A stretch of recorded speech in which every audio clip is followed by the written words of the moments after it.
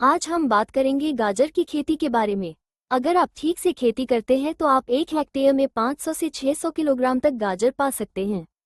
गाजर की खेती में मुनाफा है अगर सही तरीके से काम किया जाए। गाजर को सूप, सलाद, सब्जी और कई तरह के पकवान बनाने में इस्तेमाल करते हैं। गाजर में विटामिन ए और बीटा कैरोटीन भरपूर मात्रा में होता है। गाजर की पत्तियों को जानवरों को खिलाने के काम में भी लाया जाता है। गाजर एक पर परागण वाली फसल है। इसका मतलब है कि इसके फूलों को परागण के लिए दूसरे पौधों की जरूरत होती है।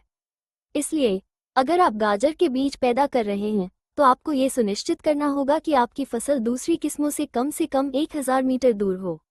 जंगली गाजर से भी अपनी फसल को बचाना जरूरी है, नहीं तो बीज की गुणवत्ता घट जाएगी।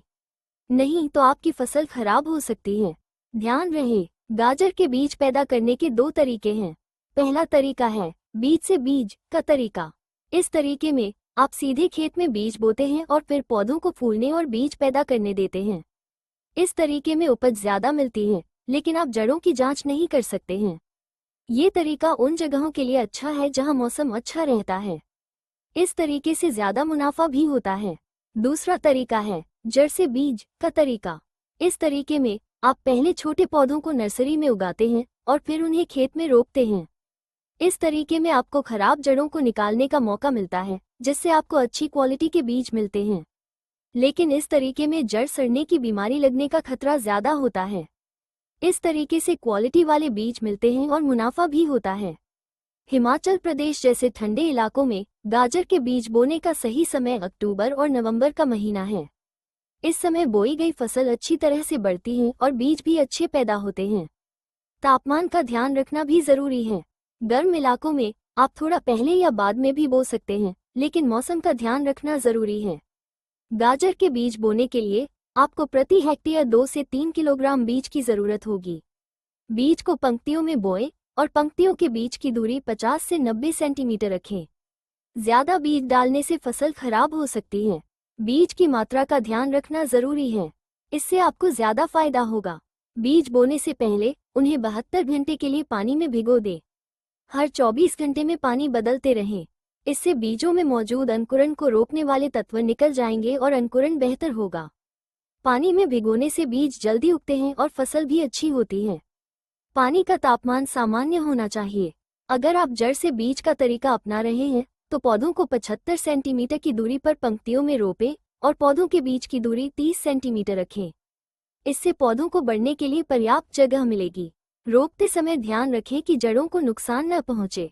रोपते समय पानी देना भी जरूरी है। गाजर की फसल में कम से कम 3 बार निराई गुड़ाई करना जरूरी है।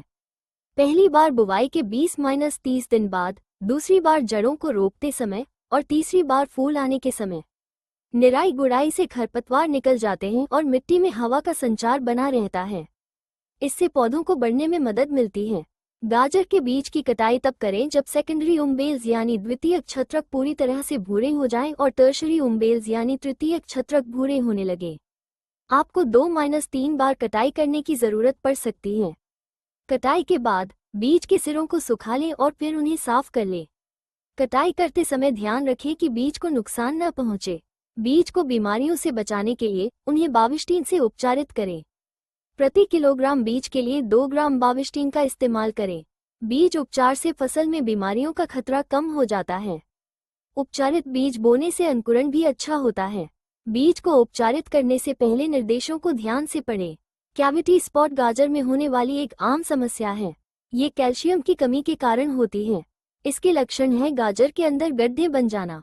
इससे बचने के लिए मिट्टी में पर्याप्त कैल्शियम होना जरूरी है।